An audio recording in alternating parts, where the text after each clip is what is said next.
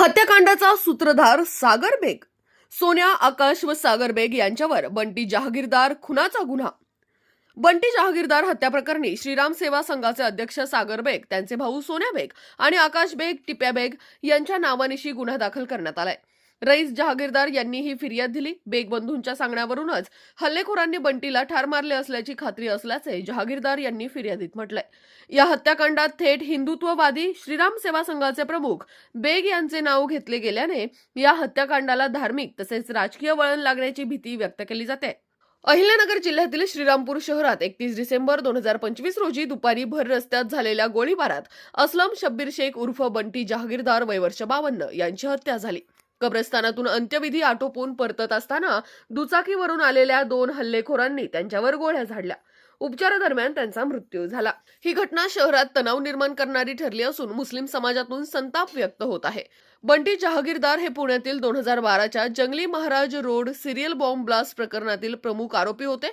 महाराष्ट्र एटीएसने त्यांना अटक केली होती आणि ते 2023 मध्ये जामिनावर बाहेर आले. याशिवाय श्रीरामपूर आणि परिसरात त्यांच्यावर जीवघेणा हल्ला, खंडणी, दंगल घडवणे, मारहाण असे एकूण 18 ते 19 गुन्हे दाखल होते. त्यांना अहिल्यानगर पोलिसांनी काही वेळा एक्स्टर्नमेंटची कारवाईही केली होती. ते श्रीरामपूरमध्ये राजकीय आणि गुन्हेगारी क्षेत्रात सक्रिय होते.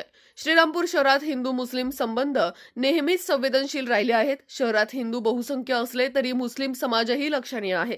अलीकडील काळात स्थानिक राजकारण आणि धार्मिक मुद्द्यांवरून तणाव वाढला आहे. बंटी जहागीरदार यांच्या हत्येनंतर मुस्लिम समाजातून आंदोलने होत असून काही भागात तणावपूर्ण वातावरण आहे. पोलिसांनी खबरदारी म्हणून बंदोबस्त वाढवला आहे. हत्येच्या तक्रारीत बंटी यांचा भाऊ रईस जहागीरदार यांनी श्रीराम सेवा संघाचे अध्यक्ष सागर बेग, त्यांचे भाऊ सोन्या बेग आणि आकाश बेग यांच्यावर गंभीर आरोप केलेत. तक्रारीनुसार या तिघांच्या सांगण्यावरून हल्लेखोरांनी हत्या केली. सागर बेग हे श्रीरामपूरमध्ये आक्रमक हिंदुत्ववादी भूमिका घेणारे स्थानिक नेते आहेत. 2024च्या निवडणुकीत ते अपक्ष उमेदवार म्हणून लढले आणि सुमारे 47,000 मते मिळवली. त्यांनी निवडणूक रॅलीत मला मुस्लिम मतांची गरज नाही, फक्त हिंदू मतं हवीत अशी आक्रमक विधाने केली होती. त्यांचा भाऊ आकाश बेग श्रीरामपूर नगर परिषद निवडणुकीत नगरसेवक म्हणून निवडून आला आहे. ते एक फ्रेंच हिंदुत्ववादी गट चालवतात असा आरोप आहे. हत्या राजकीय वैमनस्यातून. श्रीरामपूरमध्ये राजकीय वैमनस्य तीव्र आहे. बंटी जहागीरदार यांचे कुटुंब राजकीयदृष्ट्या सक्रिय आहे. त्यांची आई माजी नगरसेविका होत्या. पत्नी आणि चुलत भाऊ रईस यांनीही नगरपालिका निवडणुका जिंकल्या. अलीकडे बंटी यांनी काँग्रेस नेते आणि स्थानिक नगराध्यक्षांच्या प्रचारात सक्रिय भूमिका घेतली होती. तक्रारीत म्हटले आहे की यामुळे सागर बेग बंधूंच्या राजकीय आणि गुन्हेगारी क्रियाकल्पांना अडथळा निर्माण झाला.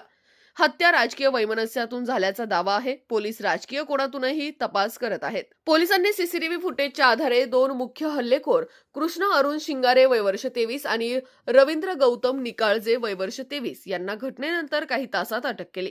हे दोघेही श्रीरामपूरचे रहिवासी आहेत. मात्र तक्रारीतील सागर बेग बंधूंना अद्याप अटक झालेली नाही. मुस्लिम समाज आणि जहागीरदार कुटुंबीय त्यांच्या अटकेसाठी आंदोलन करत आहेत.